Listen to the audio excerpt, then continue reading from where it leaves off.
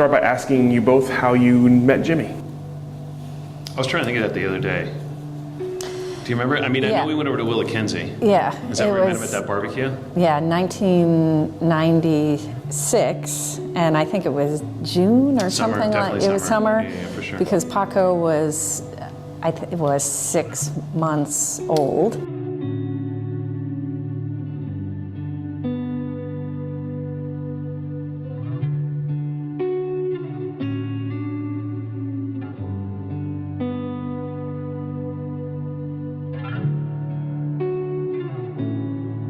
Yeah, he was the new assistant winemaker, and I was the assistant winemaker over at Cheryl, and you were the assistant over at Archery Summit at the time. And yeah, we sort of just managed to sit next to him at a certain time and started talking and kept talking and kept talking, and sort of went into the evening with like, wow, he's pretty cool. Love it first sight. That we were all relatively, it was all very new at that point, and Jimi very quickly became a new, very close friend. What do we say? He used to believe he was a Jewish guy from Eastern Europe, but he grew up in Beaverton. We had a relationship with Jimi as our friend, as a group, but I think individually we also had our own relationships with Jimi, which was great, even though we all met together, and but he could still be one of my friends that I could chat with about a million things, and then he could still come out and shoot guns. Well, no, you should Sam. say shoot guns and then drink, not the other way around. Or we'd go hug mushrooms, or I mean, he was my best friend. Yeah. And our best friend. Yeah. And he loved life, and he was also someone I felt that had one foot firmly planted in, I don't want to say the old world, and I don't mean the old world like Europe or whatnot, but in tradition and in things that have the long tradition both of winemaking in this state and just of life, but also one foot in the new world or looking forward. He loved to experiment in his winemaking. He loved to try new things. When you ask what he was passionate about, I can't, I know this sounds like a trite answer, but I keep coming back to life. But life for him and for us encompassed a lot of things. It encompassed family, it encompassed eating, drinking, it encompassed winemaking, profession, relationships, something as simple as going mushroom hunting to other times talking about how we're going to change the world. So, maybe emotional is not the right word, but passionate is a better word. But, we were peers, we were kids, essentially. How old were we? No, we were 25, 26. Jimi was at a different place. Consider he was married, he had a child, and he had really jumped in a few years before we did. We were just dating and sort of the same place professionally, and so I think we had the personal relationship and that whole professional track as well. And he was always a good person to bounce things off of, like, okay, what do you think? Are we doing the right thing? And he was the same way. Are we doing, like, what should I expect here? And so it was one of those great friends that you meet at a different point in your life where you're sort of starting to fire on all cylinders. You know what you want to do, and you can you're still young and you still have tons of energy, but you're trying to figure out, like, what's the end goal? Like, how do I enjoy this? So he was always a good model of, you're looking forward, but you're also really digging in and enjoying everything when you're there. I do think Brooks had an outsized impact with Riesling. I mean, Cheryl was making Riesling. Yeah. Brooks was making Riesling. Actually, I think Jimi bought some grapes from Harry, didn't he, at one point? Yeah. But he was, as right now we sort of see the Chardonnay industry taking off in Oregon with not a few, but more and more serious people.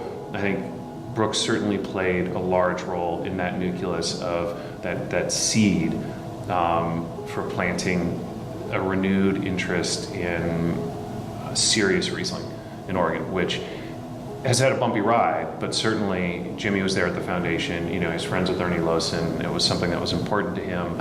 I think that's where the impact of Brooks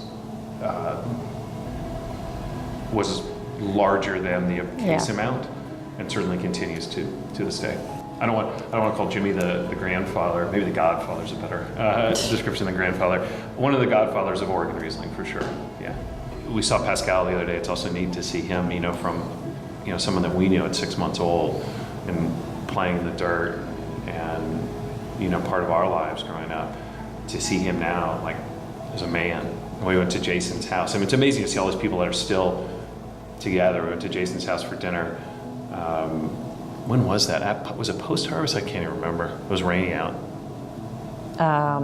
Must have been post-harvest, right? Yeah.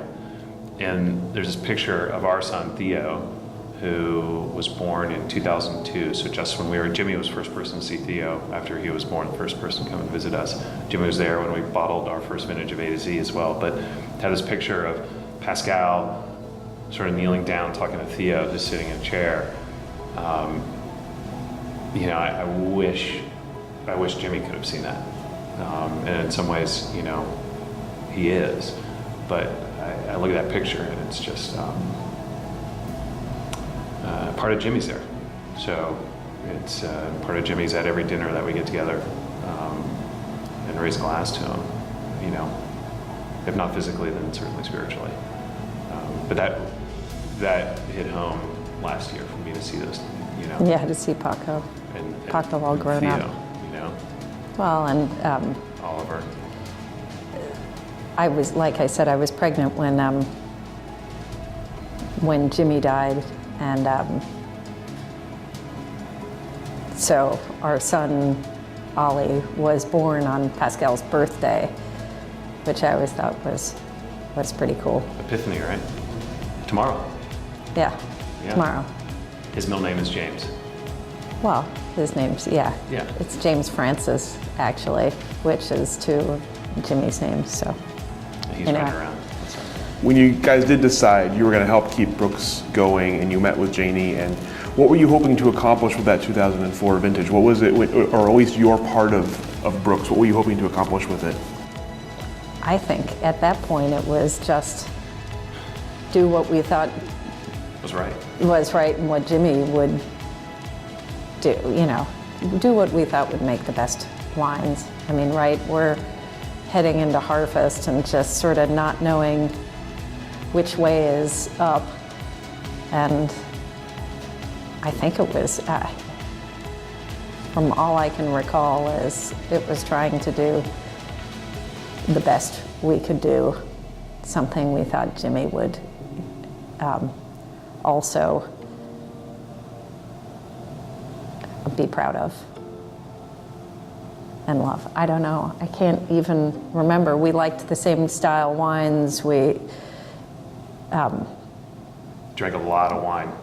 we loved a lot of the same things. So at that point, I think it was trying to do, like, our best would be something Jimi would like. Jimi cooked at our wedding as well. It was our, we didn't have any best men or groomsmen or bridesmaids, I guess they're called. But Jimi and Lee cooked, and Jimi acted as our witness. Yeah. Yeah. The hard part about having a wine business is not really making the wine. You know, you make the wine. That's, in some ways, can be a craft. There's a little bit of art to it and whatnot, but it's selling the wine and continuing the actually business part of it. And I, you know, had you asked me the 2 weeks after his wedding at Brooks would probably around, I would have probably said I had no idea, but probably not. And I know certainly those early years were tough on Janie with the travel, and I'm sure there, you know, she and I had some discussions. There were doubts, and, you know, can I do this? Do people take me seriously? Do they view me just like the Dits from California or whatnot? You know, so that I certainly think that, but those doubts, I mean, it must have been not much more than a year or two after that those doubts, I don't know, what do you think, were erased. The doubts if the winery would continue. The question, of course, with any winery is, will it succeed? How big is it going to get? Where's it going to go? But not, I mean, she was pretty soon after, Oh yeah, she this was. is what I am going to do. I mean, Yeah. right, we couldn't visualize how it might look, but Janie was all in. Maybe she didn't know how all in it was all going to Yeah, become, yeah. but she was all in, and it's going to be like this. And then it was, 6 months later, wait, it's going to be like this? What's this? Like, the more you know, the more you don't know. Oh, hell. Okay, I can do this. And I mean, Janie is tough, and she is determined, and she too is passionate about what she wants. So it's funny, right? It was always Janie and Jimi were so different. That's the way it was always described. And I remember seeing Janie walking down the street in McMinnville, and I said something to Lee, like, oh, I saw the two of them. And he said, oh, the Beauty and the Beast. And so that was always, it was like Janie, Jimmy's beautiful sister, who Successful is businesswoman. very successful, and she does things like this, and she gets things done, and she marks it off of her list, and she doesn't want to be bothered with some of the dark ruminations that Jimi has. And so from that sibling thing, I think sometimes as siblings you play these opposite roles, and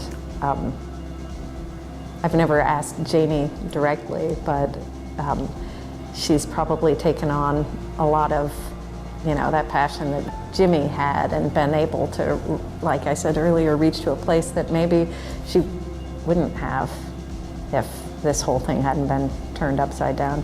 I mean,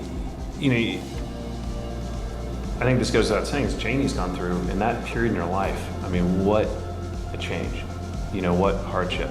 Her brother, her mother, her father, Yeah. in a very short amount of time.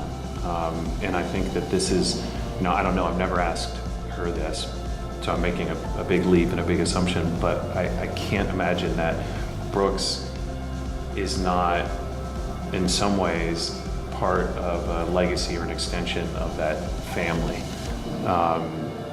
with the name, and also being able to hand that down to Pascal at some point.